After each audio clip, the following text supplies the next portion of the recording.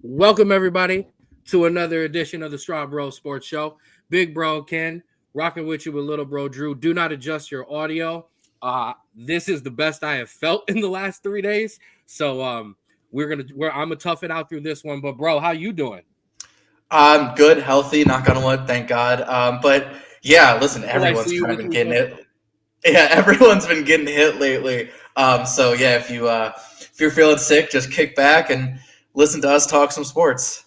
Absolutely. Now, we were supposed to be rocking with you on Tuesday to do just a quick review, but there was no way. I actually got up, took a shower, was going to do the show, and then started throwing up and had to go back to bed. So it was not about to happen. Mama, what's up? Thank you for rocking with us as always, as everybody else will be joining in with us. Now, let's get to paying the bills.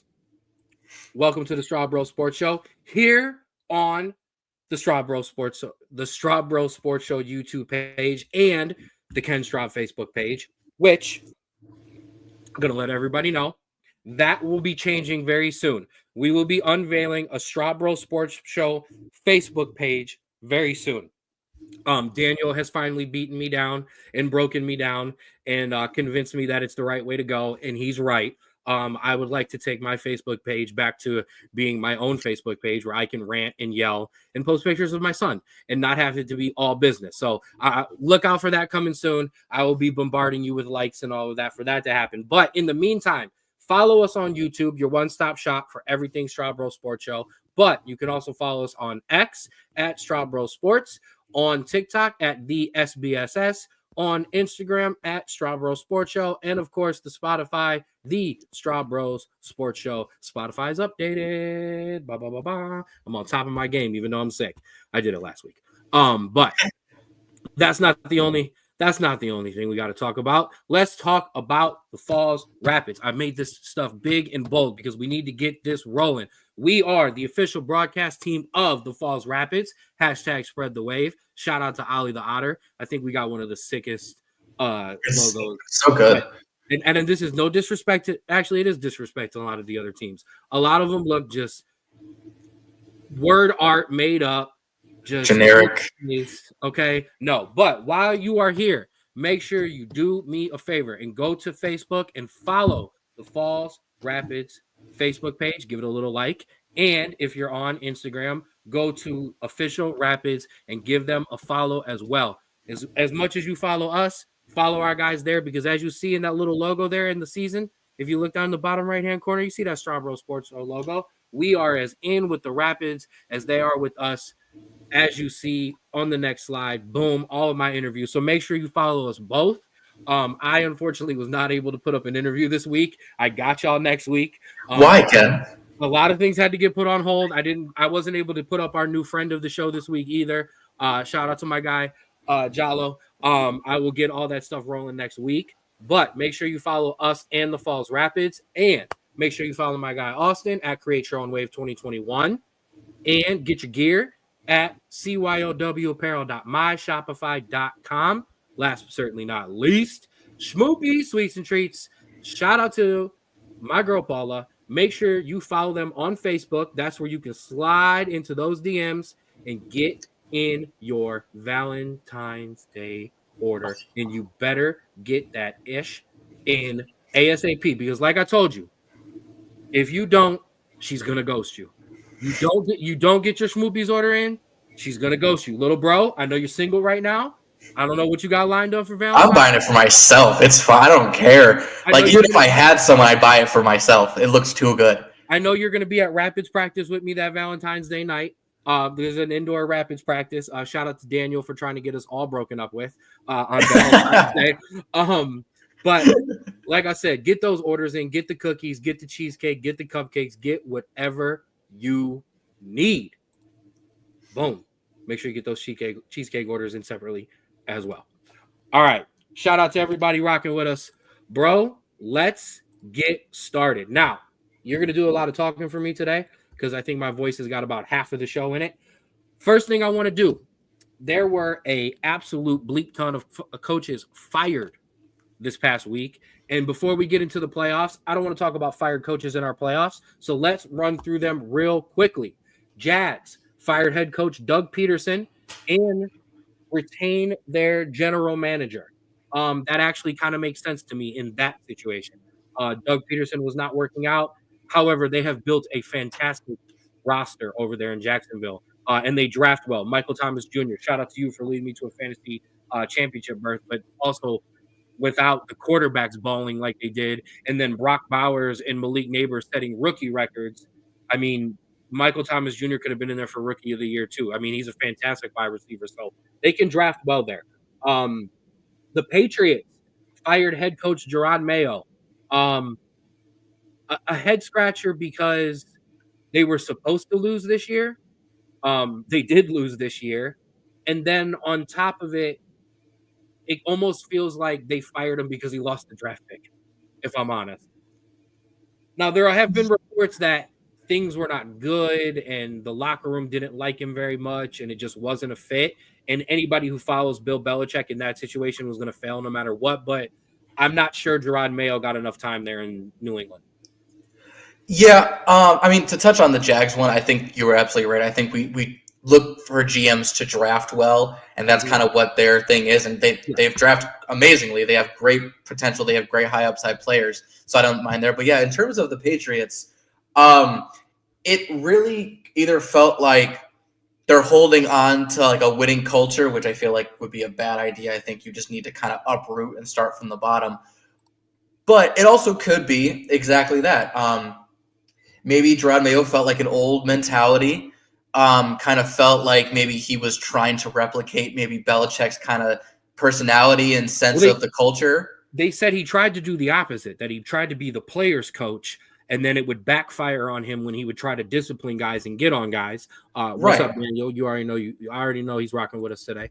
But so it sucks because if you didn't believe in him and you wanted to go hire Mike Vrabel all along, then you should have just hired Mike Vrabel all along. Like, I know you fell in love with the guy on the staff and he was a player and all that, but you didn't give the guy a fair shot. And just because you come out and say, I didn't give him a fair shot, I mean, cool, thanks a lot. And I'm not trying to be anti-religious, but that's like you're sending your thoughts and prayers to LA right now. They ain't doing shit for him. No, and I get that, but I also think that we see this all the time in sports where you get a head coach or you get maybe a coordinator or an assistant coach really loved by the players, really loved by the staff, and then maybe they go on a little bit of a winning streak, and then you go, well, we have to keep riding this because you want to keep the players happy. You're in a transition phase. So you want to kind of keep as many talented players as possible. And sometimes it works. You know, the Tyronn Lue in the Cavs worked tremendously. We won a championship for it. But then you look at something like this, or you look at the Freddie Kitchens when he stepped up in Cleveland. Sometimes guys are just out of their depth, and that could potentially be something here, or maybe it just wasn't a good fit all along. But you understood the thought process of keeping him here. But I feel like there was something going on behind the scenes that told them this guy isn't the right guy to kind of lead this program going forward. And also with the guys like Vrabel and others in the mix for these kind of jobs, I think that you can upgrade pretty easily, and it's not a risk to kind of hire some of these guys. You mean the Jets need Vrabel more than they need Rex Ryan, who is currently arguing with the quarterback that he's going to possibly have there, talking about he's going to get rid of the Aaron Rodgers Woody Country Club. Yeah, I think the Jets need anyone at this point. Vrabel, Rex Ryan, Bill Belichick. Buy out the clause there from UNC. I think it's $1 before a certain amount or a certain time to bring him to the NFL. But yeah, a mess there in New England. We'll see what they do. The Seahawks fired the offensive coordinator. Okay. Yeah. The Browns fired offensive coordinator Ken Dorsey, head coach Ken Stefanski's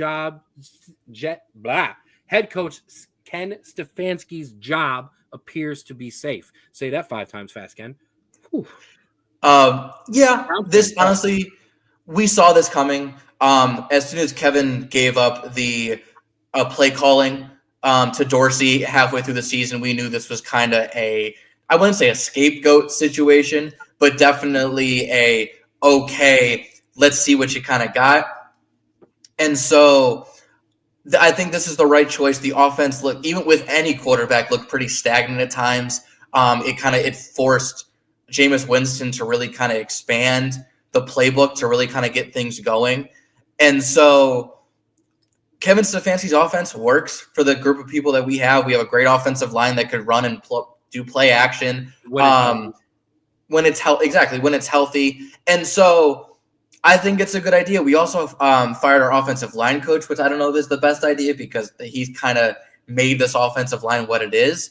But I think at the end of the day, I think this is something that I think as long as we get a guy that's able to work well with Stefanski and doesn't have a complete kind of opposite mentality of how the offense should run, I think it should be okay. But honestly, anything can be better than kind of what the offense was this year. So I'm not too, pessimistic. Now, I know we are going to have a huge Straub Sports Show draft special. Oh, absolutely. However, I'm going to just put this out there in the atmosphere, and I'm going to say it right now. Browns fans, you're lunatics if you do not want your Browns to come out of this draft with a quarterback. I'm hearing all of this. I'm hearing all of this. This is a weak quarterback draft. First of all, no, it's not. There are some studs in this draft. Okay, one being Cam Ward, the other being Shedeur Sanders. Okay, studs. Okay, there's also too much talent throughout the bottom for you to not have somebody in the third, the fourth, the fifth round. That's for you to not have a quarterback, a young guy, even a JJ McCarthy where coming in, this is going to be a year or two. You're full. I can't ride with that. I want to track back. One, I disagree. I don't want one of the top quarterbacks. I think we have too many depth needs that I think honestly we're not going to get into too much. I think you have the most amount of draft capital as well, so you're going to get picks. I also believe trading out of that number 3 spot is I think the best for us, but we can get into that later. But I do agree with you that later on in that 4th, 5th, 6th round, when you have a Jackson Dart or other quarterbacks like that, grabbing him, taking a flyer, still starting maybe a guy like Jameis or somebody else next year, while letting him get time to grow and then kind of seeing if he's starter mentality. But I think that's kind of where I'm at. I was gonna say Diego Pavia before he came back for his 17th, or Pavia before he came back for his 17th year of college. You guys can draft Tua, Lil Tua. Sure. All right, let's keep it moving. I will say though. Go ahead. I would say if we're talking draft, I think we should We're getting long already. I would know, so we can do the news right quick. One guy who we thought was going to enter the draft that is not entering the draft, Carson Beck, the previous starter at Georgia, realized his time was fleeting as the freshman quarterback played a really good game against Notre Dame, and he has entered the transfer portal. I want to say Ohio State and a couple other schools are interested in showing interest right now. As they should. Great college quarterback in terms of being able to facilitate a game, be a real good game manager. I think he plays really well in terms of NFL draft prospect. Obviously, we don't need to talk about that now, but I think whoever he goes to is going to get a very solid quarterback. Well, I agree. Ohio State, go in there, dip back in that portal, spend more money there, but that'd be a good idea there, or maybe Oregon. Watch out. Yeah, honestly, it's not a bad idea. He doesn't really fit that system very much, but he fits the Ohio State system a little bit better. But let's not too much portal. No. Lastly, the Giants. Shout out to my Giants, man. My Giants. When they do these kind of stuff, they're my Giants. For both head coach Brian Daboll and GM Joe Schoen. Excuse me. Like, just for the offseason of last year alone, that GM should have been gone. Like, signing Daniel Jones to that insane contract and then releasing him. letting Saquon Barkley walk and watching what he's doing at Philly, like not drafting anybody of relevance in the past however many years. That is what you need as a GM. The defensive guy's good. He's good, but okay, that's your one hit. That's your one hit. And that's kind of what I'm getting at is like that's what you're known for as a GM. And this is why I've been very critical on Andrew Berry, because a lot of his trades have not hit and a lot of his draft picks haven't hit other than JOK. And so I think that's why I'm very critical on both the Giants GM and of Andrew Berry, the Browns GM. So yeah, I'm very surprised they didn't at least try to fire, or they didn't at least fire the GM and maybe give the head coach one more year. Shout out to me who told Browns fans the day of the draft when you drafted JOK. I said he's going to be he's going to be there forever, and he's going to be an absolute monster in your defense. And I absolutely nailed that one. And then lastly, real quick, the Bears have asked the Cowboys for permission to speak to head coach Mike McCarthy, and the Cowboys said, nah. How do you feel about that? It's not Mike McCarthy's fault that this team has shit the bed the past 2 years. Right. I was just curious if they had said yes, would you have been okay with that? Yes. Okay. That's kind of what I was wondering. But if they re-sign him, I'm also okay. Okay. That's fair. I mean, I'm somewhat indifferent because I don't believe it was his fault. Yeah. But speaking of the Cowboys, it's time for your Straub bruh of the week. Okay? Oh, okay. That makes sense. Yeah. And we're going to start with mine. Well, no, not just mine, but my bruh of the week, my backhand of the week goes to any team in the NFL that did not help their players earn incentives. Oh, wait, me and the Eagles. Let's start with my Cowboys, who started Trey Lance and benched Cooper Rush, who was 80 snaps away from a bonus. We had plenty of opportunities to play Trey Lance as soon as Dak went down, and in spite of trying to win games, we didn't, although people have agreed that Cooper Rush was a better fit. I'm kind of indifferent. I wanted to see what Trey Lance has. But that was just a complete dick move. And then Jerry has the balls to get up and lie to the media and say he had no idea that was in the contract. When literally, because I listened to Dan Le Batard's show, and they have the former GM of the Marlins, whose name escapes me right now, who openly talks about, and he threw a fit about the Buccaneers, and we'll get to them for my Straub Bro of the Week. Spoiler alert. He said these things are known the day of, and coaches are told whether or not they're allowed to allow these players to get these incentives. So, Jerry, you're a bleeping liar. You're an a-hole, and this is why people don't want to come play in Dallas. Can I add on to that? Hold on. Is it Cowboys? Yes. Okay, go ahead. So I just looked it up. Trey Lance had 78 snaps. So it would have been close, but the fact that if you probably put Cooper Rush in, you probably get a couple more snaps in because it's a better quarterback. He probably hits that total. And he's throwing more. He's not running as much as Trey Lance. So that's kind of what I'm. Yeah, it's garbage. Bush League. And if you're 2 away, hey, maybe you do something special. And then the Eagles as well, who benched Saquon Barkley, who was just 104, I think it was, yards away from breaking Eric Dickerson's single season rushing record. Save your 16 versus 17 game arguments. Okay, first of all, because we used to do it when it was 14, and then when it was 15, and then it was 16, and then it was 17. We're going to have to accept, as we add more games, these records are going to be broken. We can't just be like, oh, they don't exist. But the Eagles, you did your running back a disservice. So that one, I do want to know more. I would like to talk to Saquon, because for the Cooper Rush one, you're not making the playoffs. He's not a starting caliber. He's not your star. And so obviously you want it, like that is what you need. For Saquon, was he okay with sitting out? Was he like, okay, I want to rest up for the playoffs? But if it comes out he wanted the record, that is garbage, yes. You could have gave him a half. Right. And I heard it mentioned. I heard it mentioned. I don't know which. I think it was. I don't know if it was Orlowski. It was one of them. The offensive line and hey guys, you gotta have to get this done, and then that's it. Everybody's coming out, and you give them an opportunity. On the other hand, I can understand this. We're focused on a Super Bowl. We're focused on a Super Bowl. Our quarterback's in the concussion protocol right now. Right. We're a mess. We need to get healthy. I can understand that. However, you were playing the bleeping Giants, so you were. This playing is also true. Like, let's be real here. All right, that's my Straub Bros of the week. Oh wait,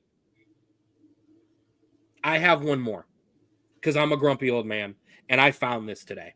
Okay, my other Straub Bruh of the week is Greg Berhalter, former coach of the United States men's national team. I saw this. Who had the absolute gall and cojones to get in a press conference as he's now the coach of the Chicago Fire and say this, quote, the 6 years with the national team, it was one of the most successful periods in the U.S. national team has ever had. So for me, it was a job well done with one failure point, Copa America, and that happens. It happens to any manager across the world. Greg, you are one of the most tone-deaf mothers I've ever seen in my life. It was not one of the most successful periods in United States men's national history, unless you include grabbing a bunch of clown trophies no one cares about. Okay, I'm sorry. I do not care about Gold Cups, and I do not care about CONCACAF Cups. Okay, or what was the other one? Nations League. Whatever. I don't care. Okay, you had one tournament outside of a World Cup to show up for and produce in. The only one any of us cared about, and that was Copa America, and you shit the bed. And then in all of the World Cups, yes, you got, exactly the same exact position that every other coach has gotten us in since Bruce Arena. So no, absolutely not. I'm sorry that she had to come in and listen to us be yelling, but what's up, hey? You already know. We love you. But just tone deaf. Yeah. And it is a mentality that the U.S. soccer system. Oh yeah, new setup here. I've been moving everywhere, guys. It's fine. But yeah, no, it is a mentality that the U.S. soccer system has had for decades now, where it is a weak continent in terms of soccer. You have Mexico, who right now is in its worst spell in probably its history, and finally Canada, who's somewhat coming up, but now is going bankrupt. You won everyone.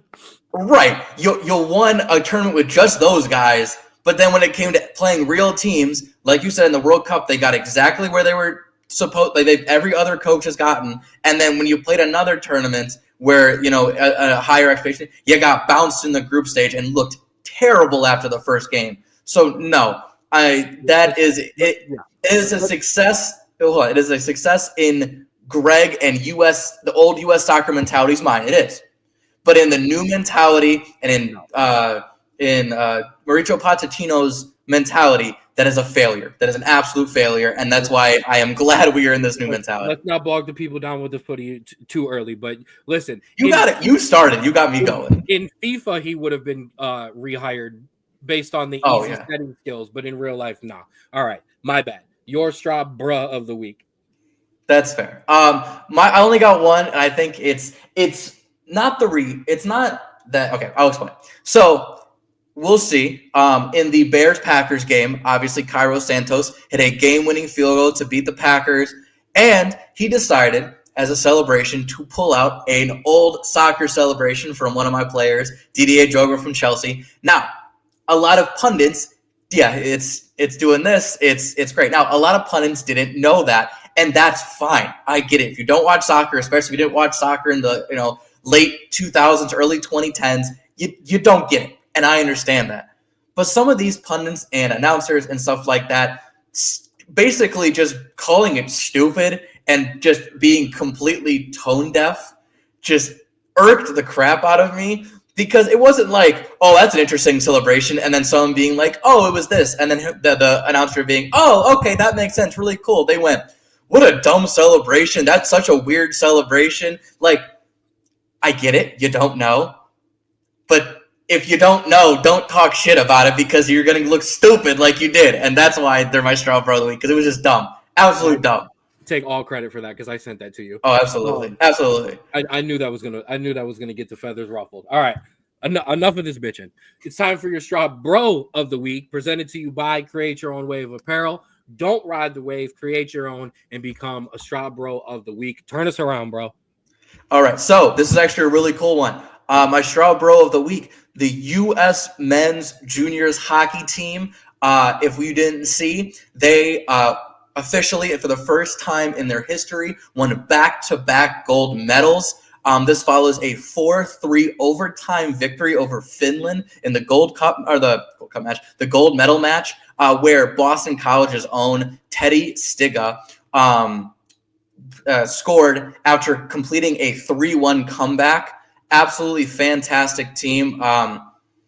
This comes after a shock exit of Canada, which was absolutely fantastic. And so this U.S. team, these kids are no joke, man. These kids are really, really good. They're coming up. They're about to come into the NHL sometime here soon. And I think we're going to see a lot of good hockey coming up because of these kids. Ooh, you didn't touch on the best part. Did you see their celebration photo? Yes.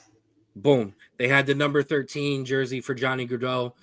So always carrying it with them. Your other Straub Bruh of the week would be the announcers who had no idea what they were doing and questioned why they were holding up a jersey. Do you announce hockey? Do you watch the sport? So yeah, shout out to those boys, and then a great tribute at the end as well. Yes. This is a really cool thing.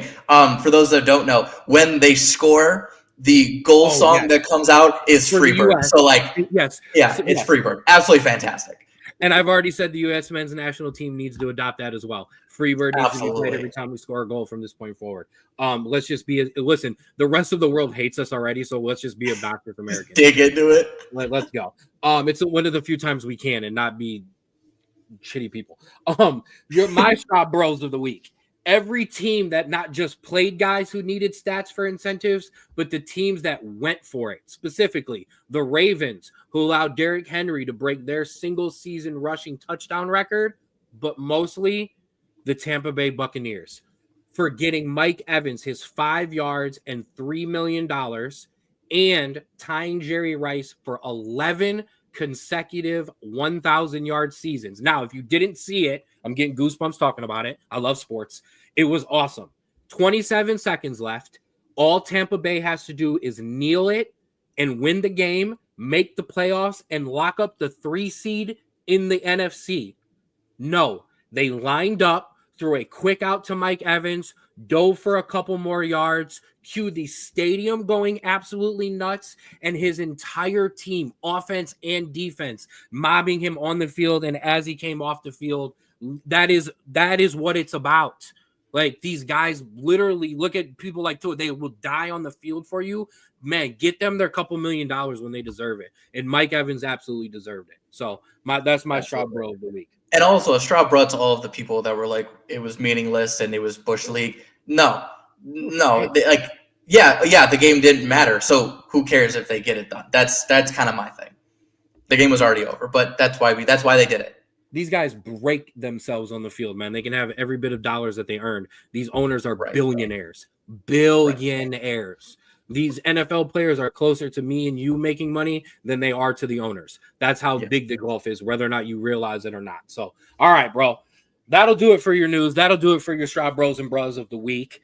I want to completely put us on a skirt. All right? It's time to bring back a segment we haven't had in a little while. It's time to guard the land. It is time to talk about these Cavaliers. Now, we were supposed to have a nice little Tuesday show where we previewed the Oklahoma City Cavs game, but because we had to miss it, we can just talk about what happened. And you know what happened? That game lived up to all of the damn hype. Okay? Cavaliers win the game. I don't have the score. That's on 129-122. There we go. That's my guy.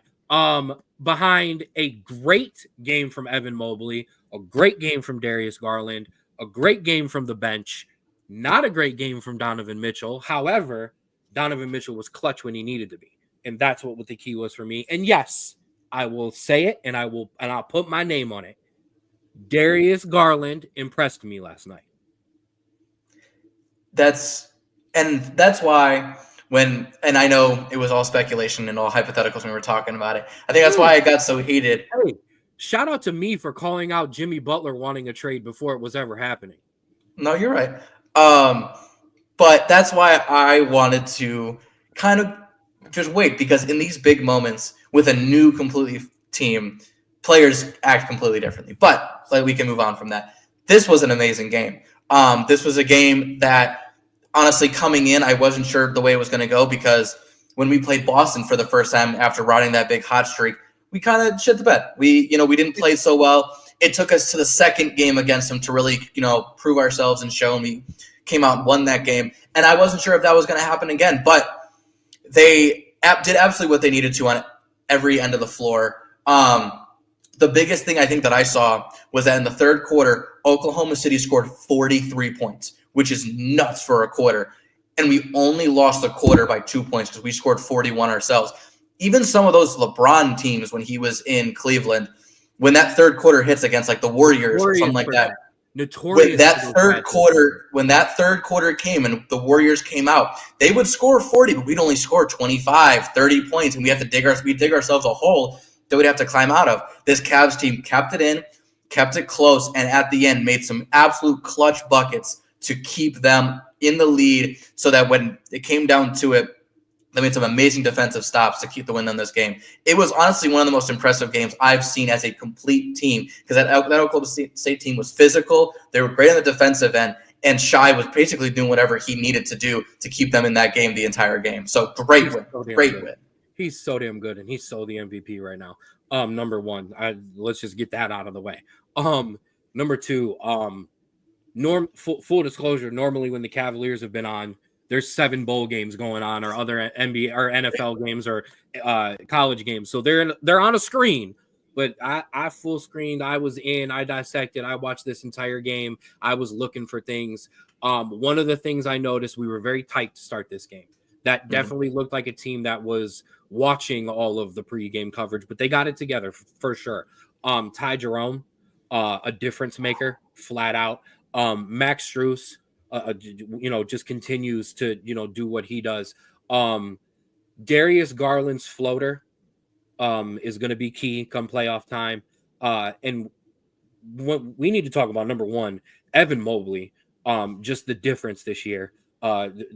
The steps to the lane, finishing at the basket. Yeah, there was a couple. One got blocked, and I remember one he just straight up kind of bunnied, but that's gonna happen. But other than that, getting strong under the basket and going up with guys, because that Oklahoma City team plays good defense. That's number one. And number two, one of the best things, and Doris Burke touched on it too, but one of the best things going for this team right now is that front unit that has Mobley and Mitchell running it, with Garland filling in. Then you go to that second unit when you have sorry, I'm messing all kinds of things up with buttons right now. Ty Jerome, LeVert. No. When you go to that second unit and it's Garland and Allen with I got you. In, you have a different focus, and that what you're doing is you're setting Garland up consistent. That when he runs that pick and roll with Allen, it's deadly. It is deadly. Now you're freeing him up to not have Mitchell on the floor so he can play with some more freedom. And then when Mitchell comes in, he runs around and does what he does and gets open for shots and gets open for threes while him and Mobley kind of run out the offense. But yeah, both bigs came up huge last night. Allen on the defensive end, especially coming down into that fourth quarter. But this was a complete team win. And this is what I wanted to be able to say this on Thursday. It's in my damn notes. I showed you if you want. And I texted it to Nick last night. I don't know where he at. I wanted us to win a close game. I did not want us to blow out Oklahoma City, because if we blew out Oklahoma City, the narrative would just been, it's regular season. Oklahoma City was on a 15-game winning streak. Yeah, it was going to end. No, they gave us their best shot. We gave them ours, and we came out on top. And that's huge for this team. I think, and it shows the quality of this team, but also, we always harped on this, the depth of this team is absolutely fantastic. You have 7 guys go for double figures last night, and Karis LeVert had 8 himself, so he was a bucket away from being an 8th guy.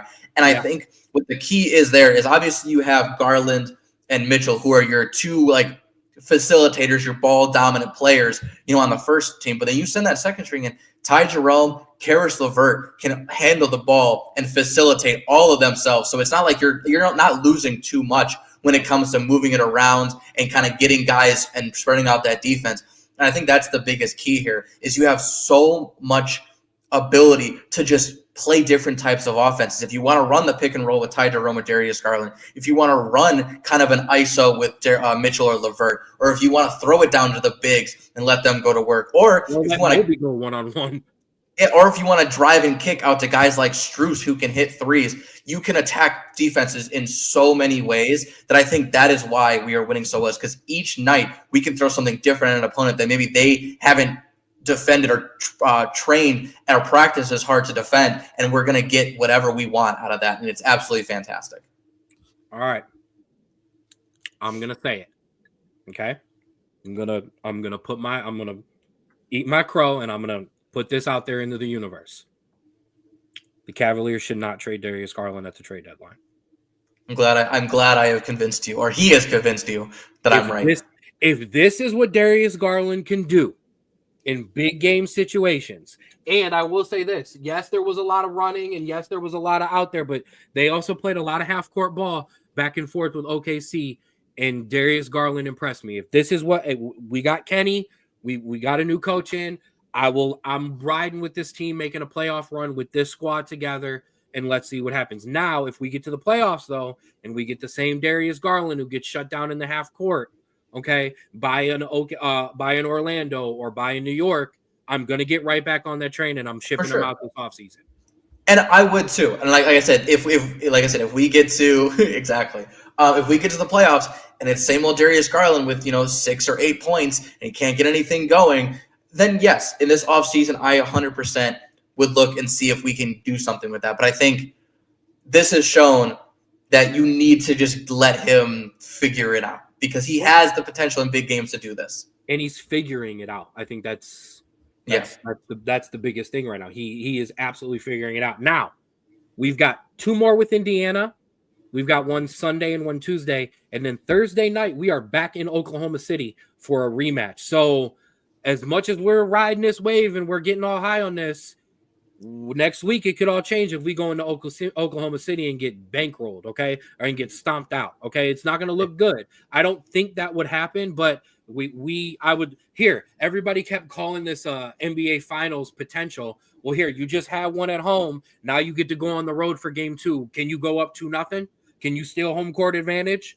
I really, really want to see it because now Oklahoma City knows what you're going to do. The only difference is, I will say this, and I was going to mention it with LeVert.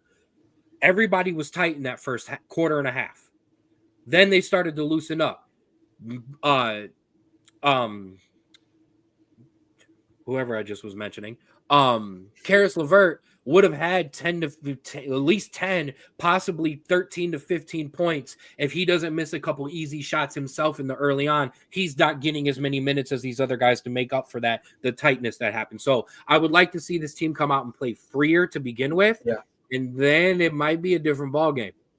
And for those that don't like college football, bunch of weirdos, the Cavs do play tonight against Toronto at home. So back-to-back, you can check that out. Toronto at home tonight. Then we start the road trip. We're on the road in Indiana Sunday.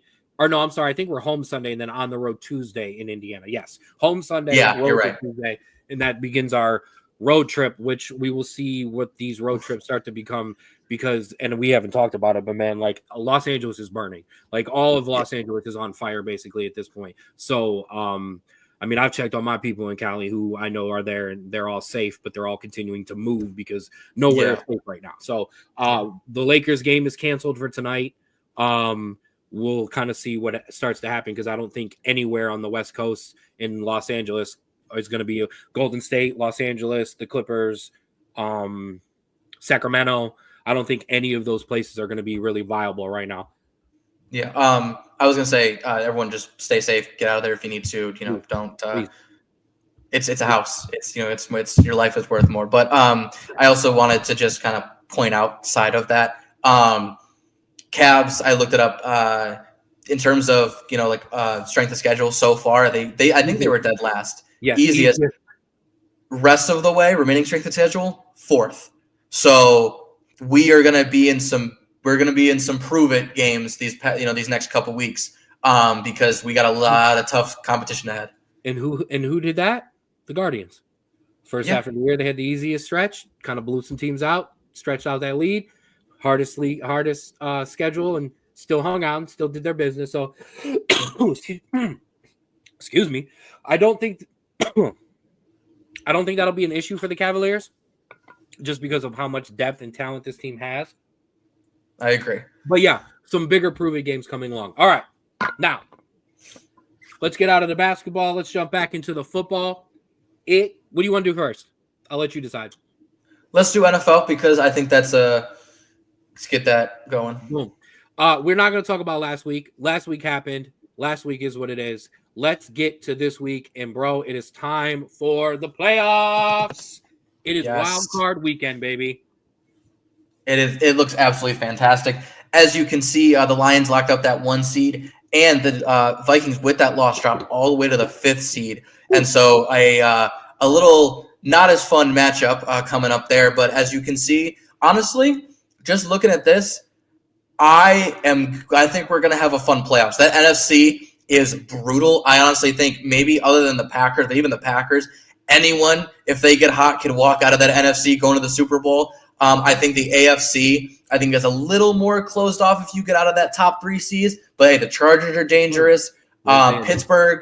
Pittsburgh, while I don't believe has it in, can always, with that defense, carry them to a Super Bowl. The Broncos could ride the hot hand. And so I think you're going to have a lot of fun this playoffs. Absolutely. Let's get to it. Yeah. And so here are your matchups. Obviously, KC and Detroit have the bye. Go ahead. Obviously, KC and Detroit have the bye. On Saturday, you have the Chargers versus the Texans. Honestly, I think the Texans might be in trouble there because I think this Chargers team is red hot coming in.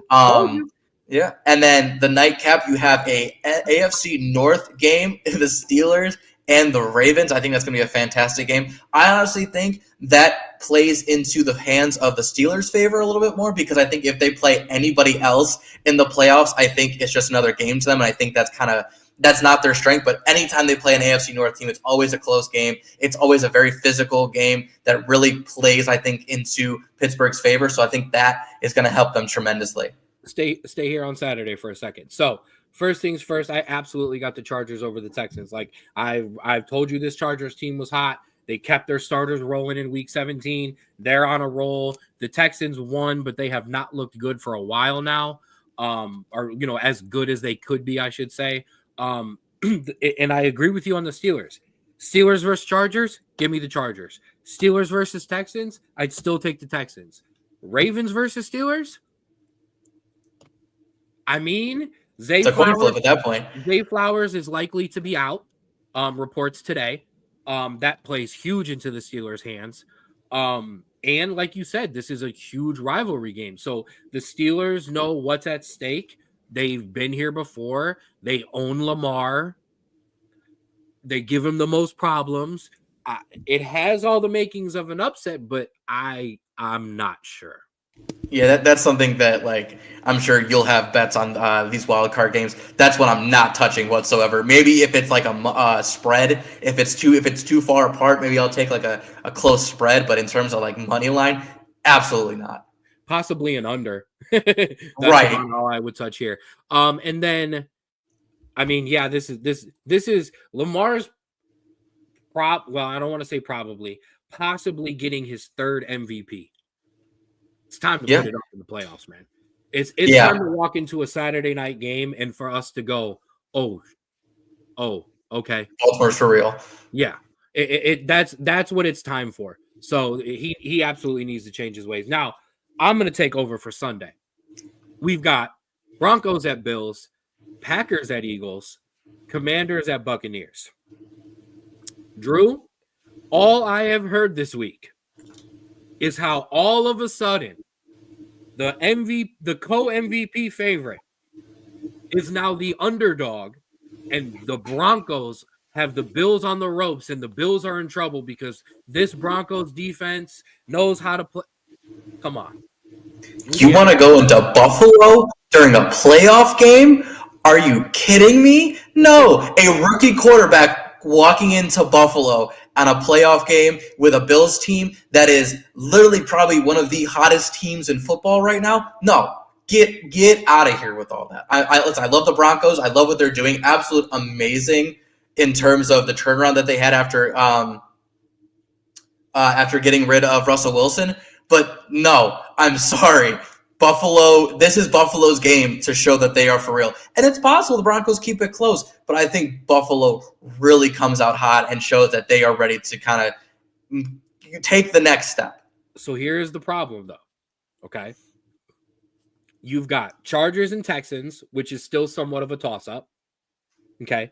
Steelers and Ravens, which would be an upset, but still it would get chalked up to that. The Steelers play against Lamar, da-da-da-da-da. There is a major upset every single wild card weekend. We don't get chalk. Yeah. Somebody's got to lose. Kansas City and Detroit ain't playing. I mean, I know we've got the Rams and the Vikings on Monday night. The Rams winning would be an upset. At the same time, we've talked about how hot this Rams team has been. So unless you're obviously the Packers over the Eagles would be an upset. But unless you're telling me that the Packers is going to be the upset, Washington and the Buccaneers is still a toss-up, because while Tampa has probably played more consistent, Washington can turn it on at any point. Where's the upset? It's got to come somewhere. I think the Steelers winning would be an upset. I know it's a rivalry game, but it's still an upset, I think. By the way, that is 43.5 for the over-under for the Steelers-Ravens game. So if you want to taking the under, I am slamming that under. But so that, and then honestly, if I'm being completely honest, I kind of like the Rams. Ooh. Like, I don't know why. I really think that the Rams are going to put the Vikings to the test here, and are going to make this one a lot closer of a game than people are expecting. I think people think the Vikings are just going to walk into LA, they're going to steamroll the Rams, and they're going to come out, which obviously it's possible. But I really think this Rams team is built for the playoffs, and I think it's going to give a hell of an effort to really keep this. So I think you have an amazing receiving core in LA. You have Kyren Williams, which is a top 5, top 10 back in the league right now, and Stafford, who is one of the best veteran quarterbacks in the playoffs right now. So I'm liking this Rams team. I really do. Fourth quarter, okay, 2 minutes left to go in the game. You play in the NFC, and you have to pick one quarterback to lead that drive. Give me Matthew Stafford. How many quarterbacks are you taking before Matthew Stafford? Not many, if any. Jared Goff? No. That there you go. So Jalen Hurts? No. Yeah. I think he's one. I love Baker, but not over Matthew Stafford. No. I like Jaden Daniels, not over Matthew Stafford. No. So I will say this though, Bills, if you mess around and F this up, I don't know what to tell you anymore. Yeah. Ugh. Just play defense and put Bo Nix under pressure.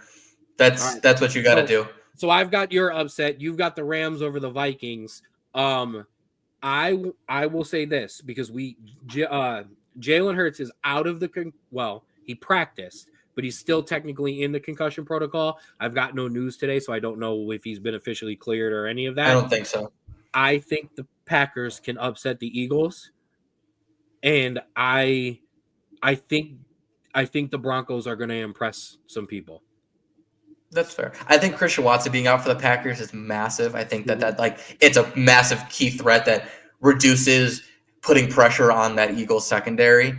So I think the Eagles come out with this one. I'm not sure on a score, but I think the Broncos will play well. I just don't think that I think Buffalo's just going to hang 40 on them, and they might score 20, but I think Buffalo's just going to come out and absolutely just. You got to keep Allen off the field, and you got to run all three backs. One of those running backs, Audric Estime, Seddon, as we used to call him over here in his Notre Dame days, and your running back for the LA Rams, Kyren Williams, another Notre Dame guy. But yeah. So yeah, I think the Broncos can impress some people. Oh, and I think we're gonna walk out of Saturday going, oh wow, I think we need to worry about the Chargers. Yeah. So all right. that's wild card weekend. We will touch in on that. Now it is time to jump back over to college football. And before we touch on the college football playoffs, real quick, that start tonight, Drew, update the people on our bowl game final. So, obviously, as we know, we had 3 games left and we were tied. Unfortunately for Ken, that same night he lost it, as both of my teams that I picked individually of him won and his teams lost. We both actually lost that game that we picked at the end because Buffalo ended up winning that one.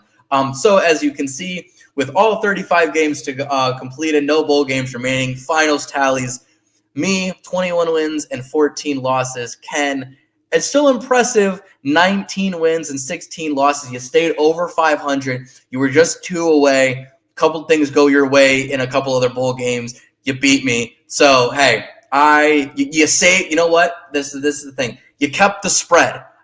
You didn't get blown out. You kept the spread. That's all that matters.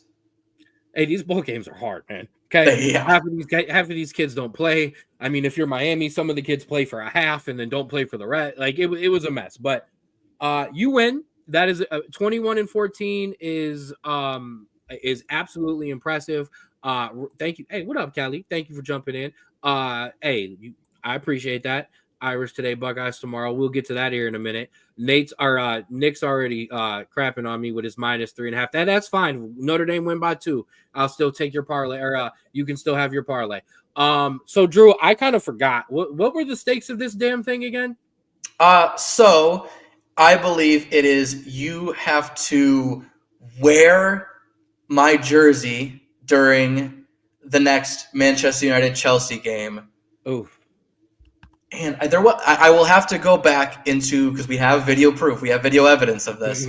I believe there was another adage to the bet, and so I will come back and we will talk about it next week, because I do have to go back and look at the tape. I do remember the thing for the game. I don't remember what else. Whatever. 7 games over 500 is impressive, sir. I will absolutely give you your roses as the resident bettor on the. Gotta talk to me more.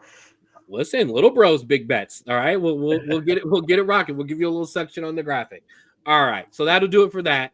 Let's get to tonight. Just in case you have been living on the moon and you don't remember, here I got a little reminder for you. We've got Ohio State and Texas, and tonight we have got Notre Dame versus Penn State. Drew, where should we start? I think we start to tonight's game. I think this is a game that I think is going to be a complete opposite of tomorrow's game. And so I really want to get down into this, because you have 2 teams that are very similar on paper, great defenses, offenses that maybe aren't elite, but can definitely get you points and can definitely bruise and wear down the other team's defense. But there are some differences. And I think those differences are going to be your key. Here's my question. I want to talk about the defense first.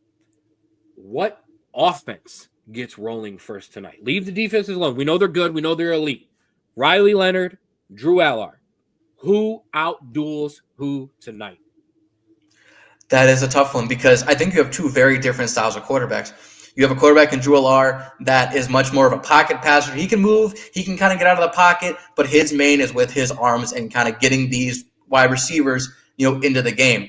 However, on the other hand, you have Riley Leonard for Notre Dame, very much a runner, very much a mobile quarterback that kind of makes plays with his legs. And as we saw against Georgia, didn't really have to do that until later in the game. And so now, if you have a Penn State team that kind of shut down Boise State and that entire team, if this run game gets stuffed early, are we going to see more Riley Leonard having to kind of have the ball in his hands more in terms of making plays with his legs, but also making plays with his arms? And I think that is a very key to, I think, Penn State's kind of defensive scheme is stop the run, make Riley Leonard make choices, and get the ball in his hands as much as possible.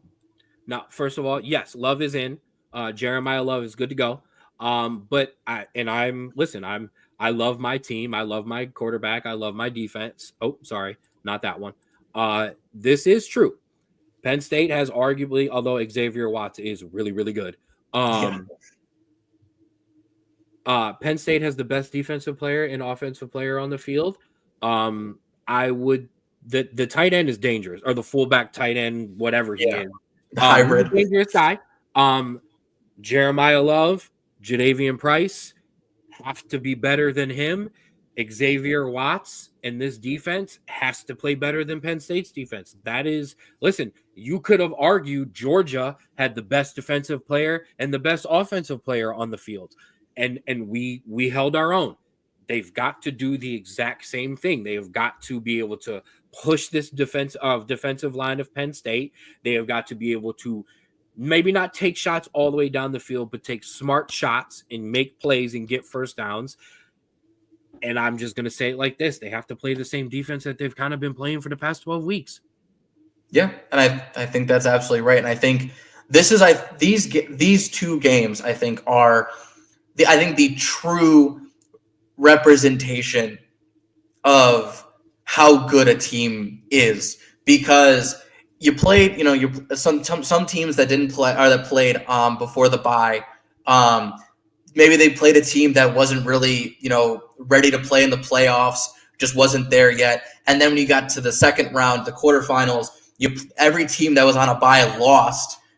And so maybe they weren't really prepared. They didn't, they took too much time off. They really didn't get as physical as these other teams. But now every team has played 2 games.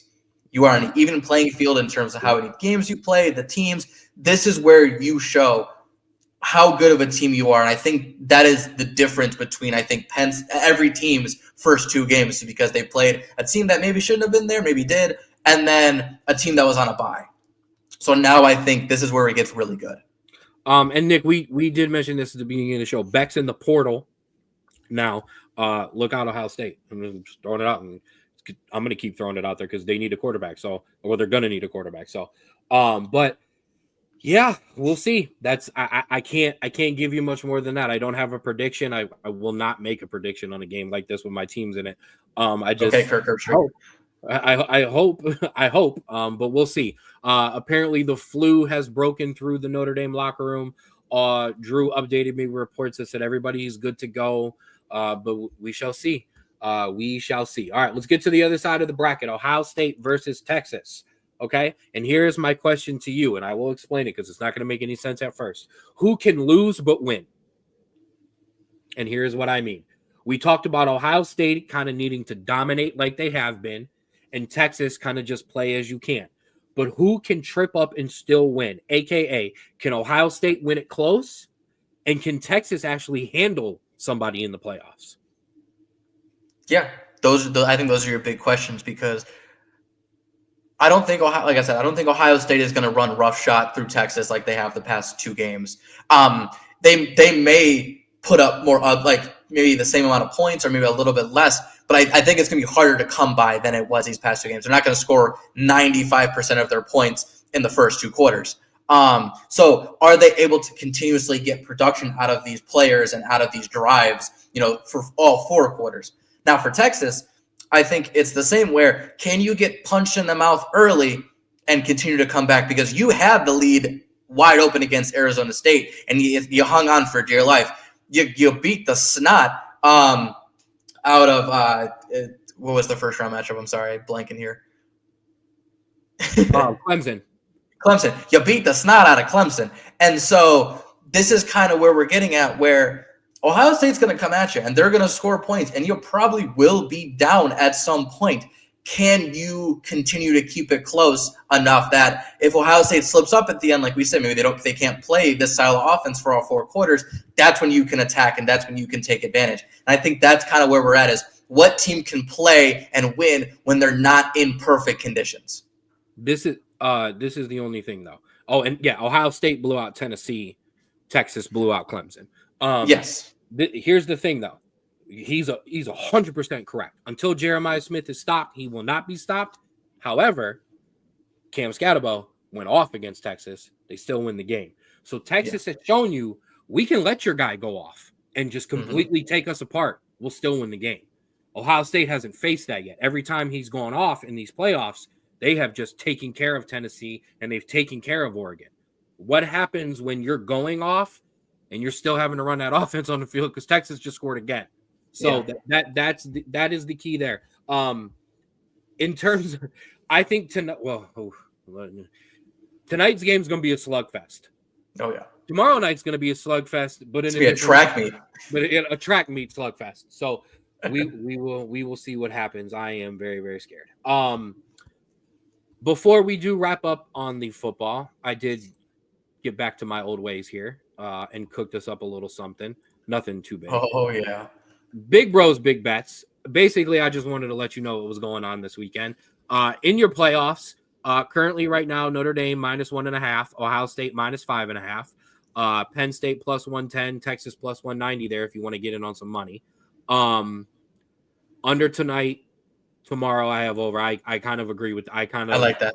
I like that a lot. And then for your wild card weekend, Chargers favored by 2.5, Ravens by 9.5, Bills by 8.5. I want to check that Bills because I think that line has come down. Eagles by 4.5. No, it is still 8.5. Wow. Eagles 4.5, Bucks by 3, Vikings only 1.5 favorites against the Rams. There's a reason everybody's calling that close. And then on the opposite sides, if you want to cash in, you see the Texans, Steelers +420, Broncos +360, the Packers that +4.5. I like over just them in general. Commanders +148, Rams +108. That's fantastic. That I will say that Steelers 420 is absolutely disrespectful. Vegas. Listen, Vegas is on top of all of us for a reason, okay? Because all of these look juicy. All of these I want to jump on. All of these I want to bet, and I'm going to lose every single one. All right, so we're going to keep it rolling. I like our pace today. Our pace is really good today. This is what a normal Thursday show will look like in terms of time when we start to split these up. We're going to give you 2 shows. Yes, you're getting more Straub Sports Show, but it's going to be easier, digestible bits. You're not going to have to listen to us ramble for 2 hours, maybe just an hour and a half. All right, bro, let's kick it over to the footy. Yes, and first we'll do a quick recap real quick of the EPL this weekend. Lots of kind of chalk, but a little bit of some surprises. We'll start from the bottom real quick. Ipswich with a 2-2 draw over Fulham, which really helped them and kind of cooled off Fulham.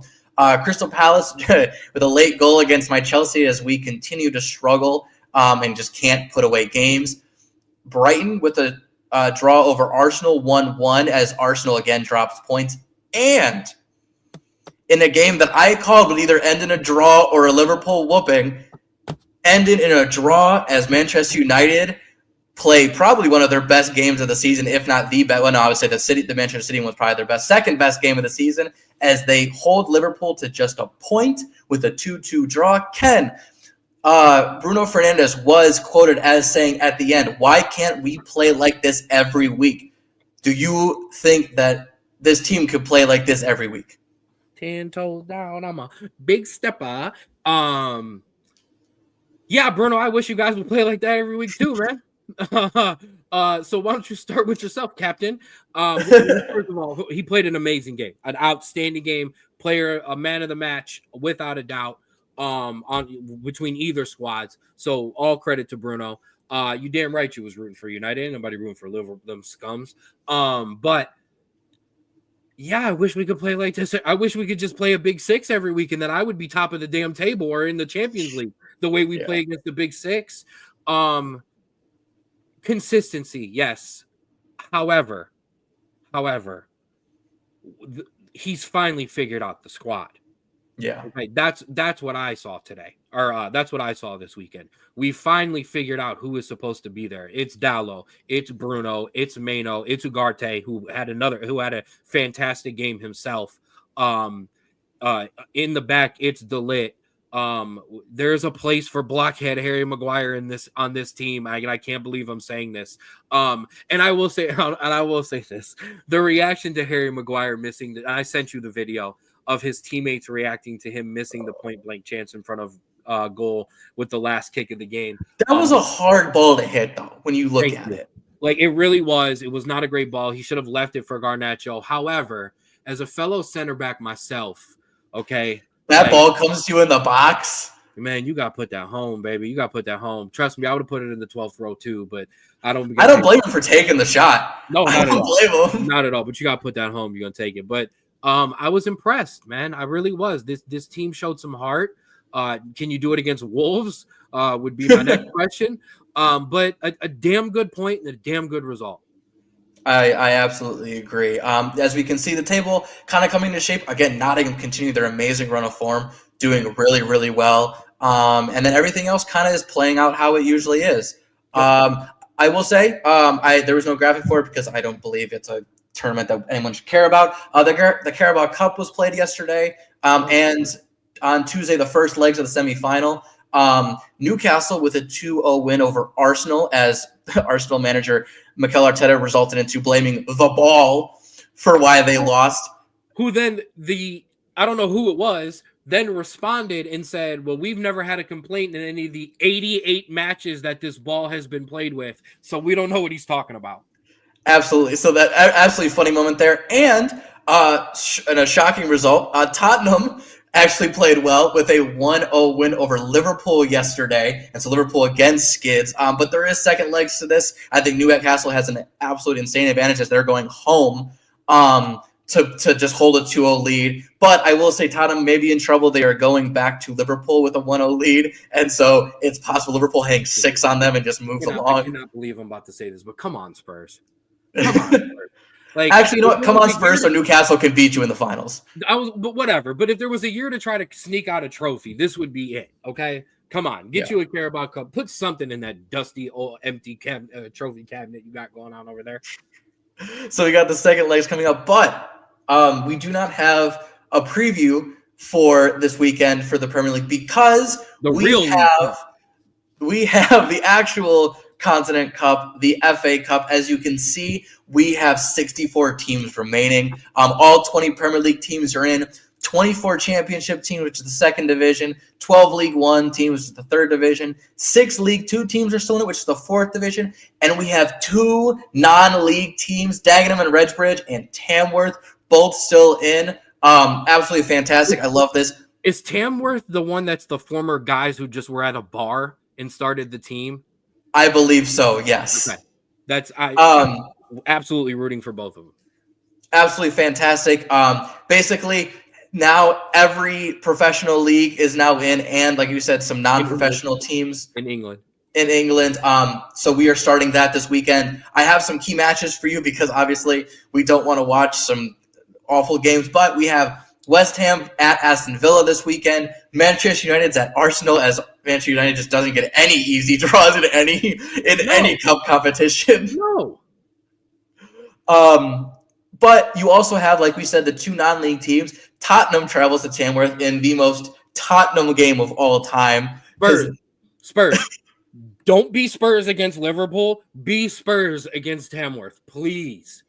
I saw this matchup and I go, a big win against Liverpool during the week absolutely sets up an absolute calamity performance in the FA Cup against a non-league team away.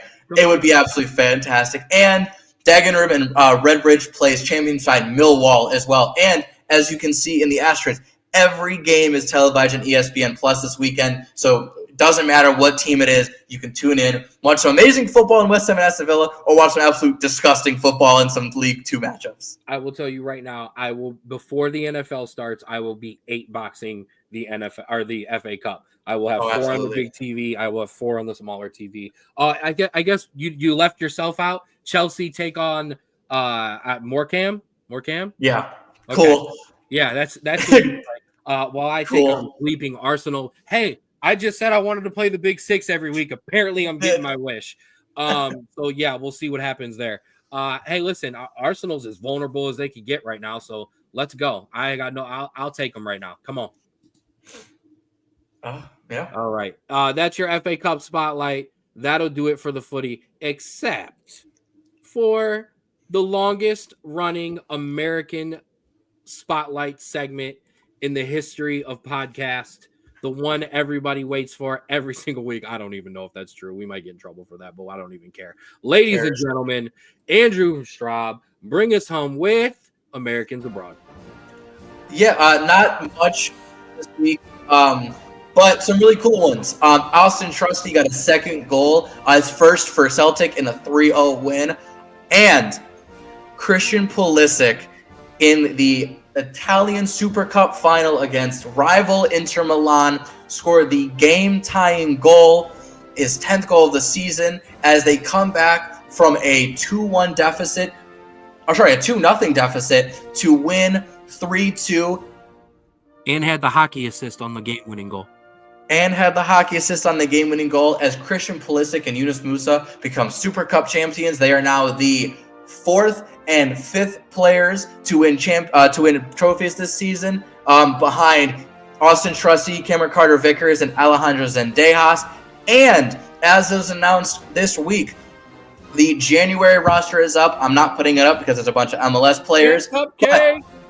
Ken, how do you feel about this roster coming in, and what are your expectations for playing games against Venezuela and Costa Rica next week? American dominance. Absolutely. I did that only to make the end of the music. I know. First of all, before we jump out of that, I want to give a shout out to our guys at Celtic, Austin Trusty and Cameron Carter Vickers, who have a wonderful chant from the Celtic fans to the tune of "These Are Our American Boys." So those guys are loved over there. And secondly, it's Camp Cupcake. It's a lot of MLS guys. There was some guys I was excited about. Diego Luna is getting a call up, a much deserved call up. Mauricio Pochettino pretty much already told us that was coming. Yeah. There was a couple other guys, and now I can't remember the names that I flew into the group chat because it was over a week ago that this roster was actually announced, and of course all those things are gone. But yeah, there's a couple young guys I'm excited for. Shaq Moore. Shaq Moore was my other guy. I'm glad to see him get another shot to get brought up and get going. We'll see. Mauricio Pochettino is going to run these guys in, and he is going to basically, in my mind, tell them, I'm only taking the best of you. I ain't taking all of you. So separate yourself from the rest of these guys, and we can go from there. So I'm way more excited for an MLS camp than I've ever been in my life, because I know coming out of this, any of these guys who gets called up is going to be the best of these guys. It's not going to be a veteran that I really like, or this guy helps me pick my shoes out, Greg Berhalter. No, I'm gonna enjoy it. Obviously, we're gonna take these games with a grain of salt because I'm assuming Venezuela and Costa Rica are putting out their best teams. At least Costa Rica is, and so I'm not looking for results. I'm looking for performances. That's kind of what I was getting at. Is you want to look at the performances. I really hope Luna gets both games. I want him to really show what he can do, because that kid is a stud. He doesn't look like your average soccer player, but he plays just as good as any attacker in the MLS. Absolutely. And so it'll be fun because I want to see some of these guys. One of them used to play the Argentinian First League, is now not under contract anywhere. And so absolutely just kind of giving guys opportunities to really showcase what they can do. As you know, this is what it's all about. You obviously have some veterans that are going to lead this team, but the main part about this camp is seeing guys that maybe 2-3 years down the line, maybe even a year down the line, can really contribute to this U.S. team. Also, some MLS news. Brandon Vasquez, the FC Austin. Your thoughts? I don't want to be mean. In this show, don't want to be mean to the guy. Obviously, the jump was probably a little too prematurely. You went to the best team in Liga MX, and at least for the back half of the season, rode the bench for most of the season. But hey, he learned his limits. He got there. I'm sure Austin probably gave him more than we were willing to give him, and we probably weren't too interested in, as we're building up a lot of other strikers. And so I wish him nothing but success. He gave us a lot of great moments. He was never bitter or was never rooting against us or had a bad falling out. He's a great guy. It didn't work out. He went to an amazing Liga MX team and realized that maybe it was a little too much from her. The play style wasn't correct. So props to him. Hope he does great. But obviously, whenever he plays us, I hope he plays terribly. My Galaxy also sold Jalen Neal. I wasn't happy about that, but all good. Yeah, I think he was never going to get a spot. I think too young, and your defense actually came along really well at the end of the season, so there just wasn't enough room for him. 100%. All right, that's enough. We didn't no need to be doing off-season MLS right now. I just wanted to throw in the Brandon Vasquez one for you. That'll do it for us here on the Straub Sports Show. Let me give all the big shout outs and the rundowns. Make sure if you are not watching on your phone, take your phone, scan that QR code. That'll take you right to the Straub Sports Show YouTube page, your one-stop shop for everything Straub Sports Show, the podcast, my interview with the Falls Rapids, my interviews with Akron City FC, Drew's interviews with Akron City FC, and my sit down with Joshua Cribbs, our sit down with Hanford Dixon. Everything is there for you to see. And also you can find us on Twitter at Straub Sports, on TikTok at the SBSS, Instagram, Straub Sports Show, and the currently updated Spotify, the Straub Sports Show. Make sure you also check out all of our people. Make sure you follow the Falls Rapids on Facebook, the Falls Rapids. Give them a like. While you're over on Instagram, official Rapids, make sure you follow them as well, as the Straub Sports Show is the official broadcast team of the Falls Rapids. I see Utel as well. That's my guy, my longest running guy of all time. I've known Tel longer than anybody I've known in my life, other than maybe you.